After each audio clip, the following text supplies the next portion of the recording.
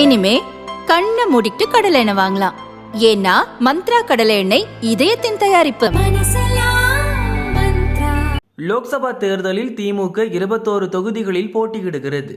வேட்பாளரை நிறுத்துவதில் முதல்வர் ஸ்டாலின், சீனியர் தலைவர்கள், உதயநிதி என பல கோட்டாக்களில் நிர்வாகிகள் காய் நகர்த்தி வருகின்றனர்.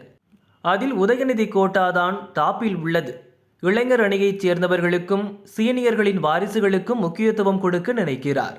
21 தொகுதிகளில் 9 தொகுதிகள் வரை தம் விசுவாசிகளுக்கு சீட் வாங்கித்தர முயற்சிக்கிறார்.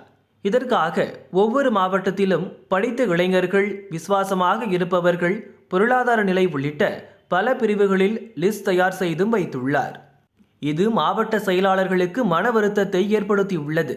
கருணாநிதி இருந்தவரை கட்சியில் ஒவ்வொரு மாவட்டத்திலும் 2ஆம் கட்ட தலைவர்கள் கோலூச்சி இருந்தனர். எந்த பதவிக்கும் மாவட்ட செயலாளர்கள் பரிந்துரை இல்லாமல் எதுவும் நடக்காது. ஆனால் இப்போது கட்சி தலைமை என்ன நினைக்கிறதோ அதை செயல்படுத்த வேண்டிய நிலைதான் உள்ளது. இந்த தேர்தலில் பெரும்பாலான மாவட்ட செயலாளர்களின் பரிந்துரைகள் எடுபடவில்லை.